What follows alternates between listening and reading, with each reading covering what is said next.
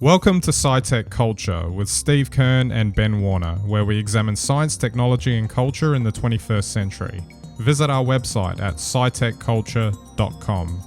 Hello and welcome to SciTech Culture, the show where we discuss science, technology, and culture in its myriad of forms. My name is Ben Warner, and I'm joined once again by my good friend and colleague, Steve Kern. How are we today, Steve? Welcome back again. Thanks, Ben. Hello, everyone. Yeah, it's good to be back. Absolutely. Now, before we get on to our main topic of today, we just wanted to touch upon last week's topic, Apple versus the FBI again. And the reason for this, is we were discussing this before we started the episode, is that it's a lot murkier than what it appears. Just some points that I picked up during the week of coverage that I saw.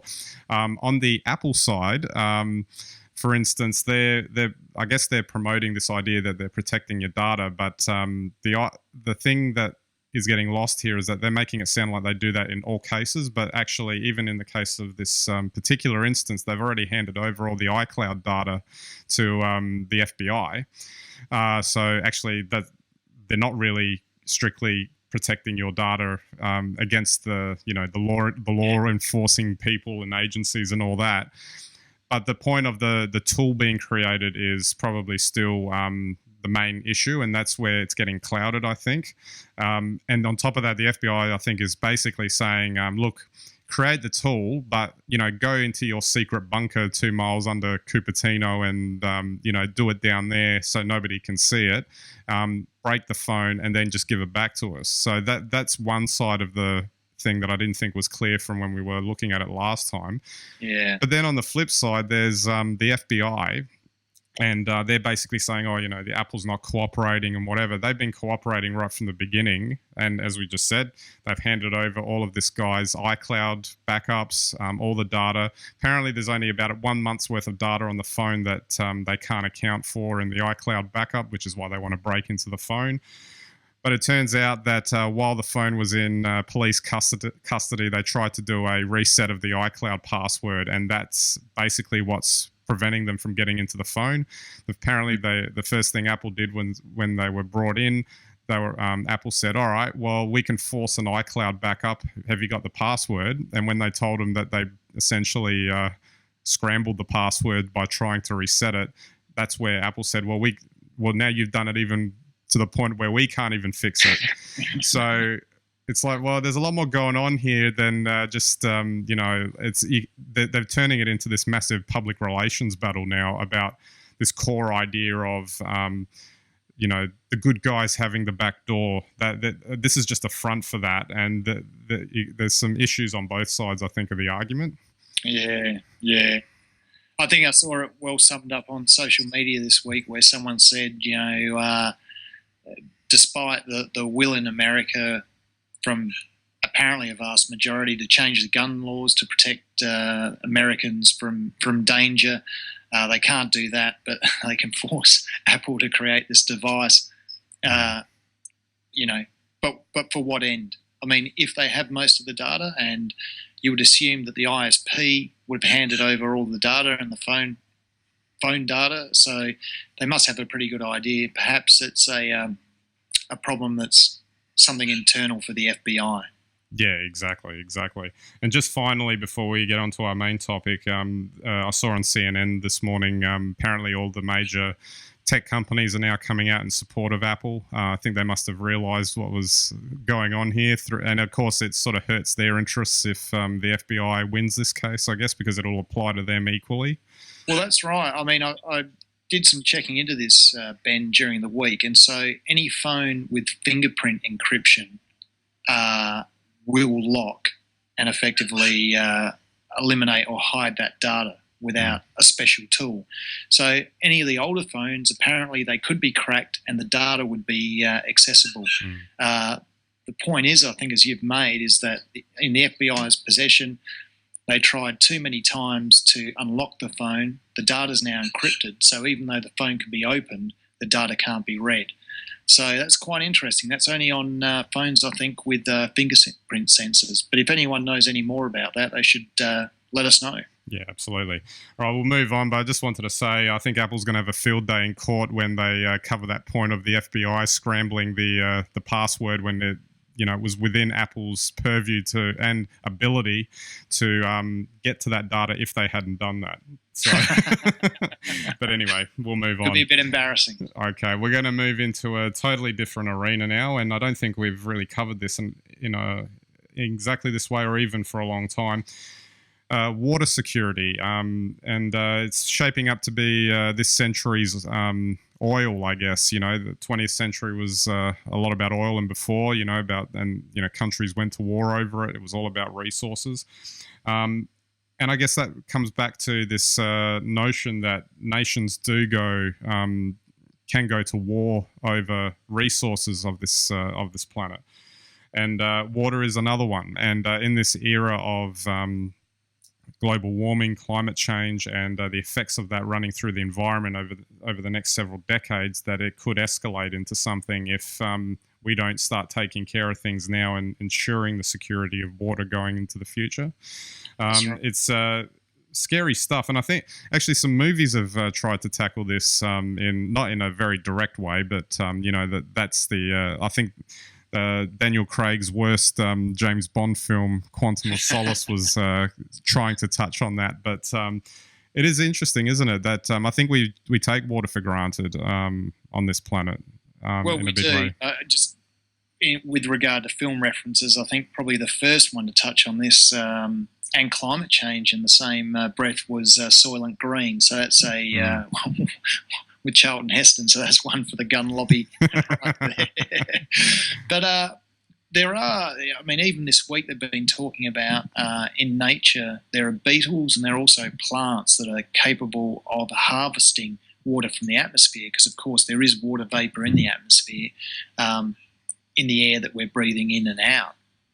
So if you could harvest that, theoretically you could have a lot of fresh and very clean, pure water. And I think this is one of those areas where unquestionably there'll be a huge amount of pressure on fresh water supplies. I think with a lot of the things we're doing with our land use and the climate change around land use and I guess what we're doing in terms of all of our natural resources, water is going to become more and more precious. Obviously, if you don't have water, you're in all sorts of strife. We can't live more than a couple of days without it. But I think that you will see big technologies where, you'll be able to use renewable energy such as solar power, and you'll be able to use techniques such as the beetles do and the plants do to accumulate water out of the atmosphere and effectively precipitate it somehow. So that will be very interesting. I don't know if you could get commercial amounts of water, but you certainly get enough water for people to drink individually. Is that a bit of an issue in itself that we have to resort to? It's all interesting, but if we have to resort to this, isn't that part of the problem too? That, perhaps we should take it a little easier on the environment so that it can sort of replenish itself in a sense? That's always the argument. But I guess, if you see that naturally there are organisms out there, both plant and animal, or insect probably more correctly, that have these techniques in very dry conditions of harvesting water, then it makes sense that if we had the technology and we invested in that technology, we could do that too. So, it's quite interesting. I know at very hot times of the year, certainly when I visited the United Arab Emirates, it can be very, very humid despite the fact there's no trees or anything that looks like greenery. But there's a lot of humidity in what essentially is a desert environment. So if you could harvest that, that would make a huge difference. And then, you won't need big desal plants pumping water out of the ocean and trying to get water that way. Although probably in the UAE, they've got plenty of power to do that. Well, as we've sort of covered just off on the side out of these episodes, the UAE's got a lot of. They have to use a lot of technology to get any sort of livability out of that area, really. Well, that's right.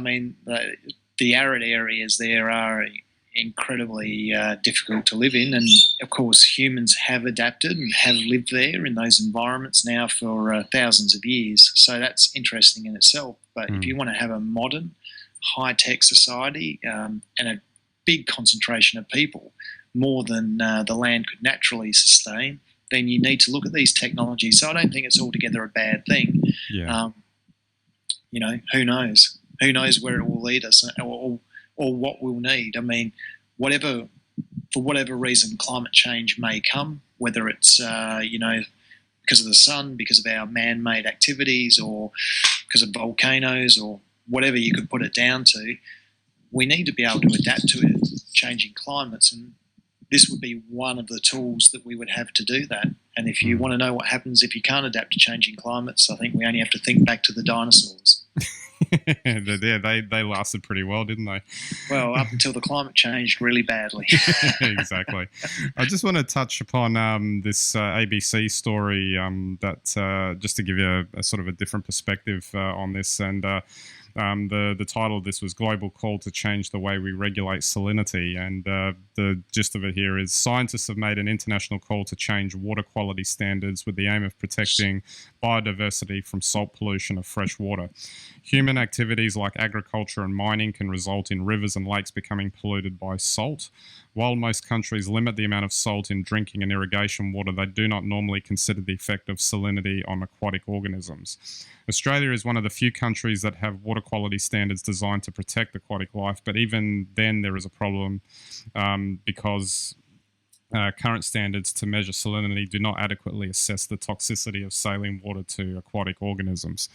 So that's a very specific example of our impact, isn't it? I was going to say Australia does have actually excellent standards, and I think really what a lot of this is pointing at is that in some of the developing nations, especially, they don't have the standards, they don't have the expertise to assess, the impacts, resource or on the natural resources of what resource mining might actually do, and that's really important. So, if you're looking at the planet as a whole, and if you're looking at ensuring that a developing nation has a environment where the people there, can continue to live well and aren't poisoned by their own land or displaced by human activity, then these sorts of regulations are really important. Absolutely.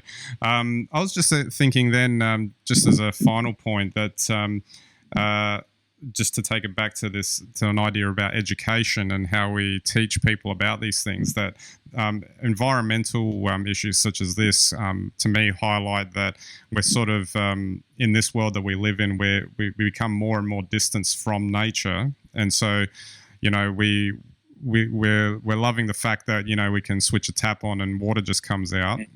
But there's no thought as to how that actually happens, and what would happen if you went to flick the tap on and nothing came out. And that's extreme, but as an example. But water has to come from somewhere, and you could apply this argument to things like food, and food's actually another good one that you don't really think about where your steak comes from half the time. But that's an example, isn't it? Is it? I would think that it'd be a good idea to drum some awareness maybe into not just even like in schools and universities and whatever, but also just in general with the public, that they need to become more aware of these things. What do you suggest? We actually do turn the taps off for a day, or water supply? Didn't we say last week what happened when an outage to a mobile network for 3 hours made everyone go feral? Just imagine if the water got shut off for a while. Well, the truth is that we do come to just accept that these supplies will be there whenever we want. But the truth is that at any moment, for whatever reason, they could stop. So, you could have an electricity blackout, you could have the water supply stop, you could have food chain stop. I mean, next time you're at a supermarket, have a look at all the food and all the people in there, and think about the fact that all the food you can see is actually turned over usually once every maybe between 1 and 2 days. That is a lot of food. Where does it all come from? And then on top of that, if you're talking about essential services, just imagine if the sewerage system stopped. The chaos that would cause in a big city would just, it's horrifying. But we assume that these are always going to work, and that's I guess probably the bigger danger than them actually not working, is the fact that if they stopped working, people don't know what they should do next. Yeah, because there's got to be some expert who knows what they're talking about. We'll get them in to fix it. But in the meantime, what do the rest of us do? And you know, it's probably okay as long as social media stays up. But if everyone's internet went down and the sewerage went down, I don't know what hope any big city would have. You wouldn't be able to hop onto Twitter to find the nearest toilet. No, not at all. You'd have to phone a friend in another state. Yeah, exactly. All right, Steve, we might wrap it up there. It's a fascinating topic, isn't it? And I think it kind of... well, obviously, we're both, we grew up in towards the, not just towards the end, but a good part of the 20th century. And I think we have good memories of what the issues were then. And I think we're seeing a very different world today with a lot of the issues that we're facing now about how things have changed. And it's a good point of comparison that, we probably wouldn't have been talking about water in the 80s or 90s maybe, unless there was some sort of drought thing happening, but not in this context. No, that's right. And I think, as we always, is really the core of what this vodcast is about, is it's now that technology is driving all of these services, and technology is fallible. So if something does go wrong and you lose that service, now the stakes are much, much higher. Absolutely.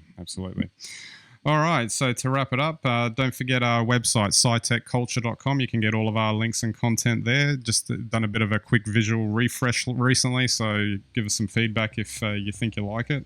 You can interact with us on Twitter, Facebook, and Google+, so I'd love to hear from you there. And if you think anyone's interested in these continuous discussions that we have in science, technology, and culture, feel free to point them to our website. We'd greatly appreciate that. All right, so that's it for this episode. We'll catch you next time.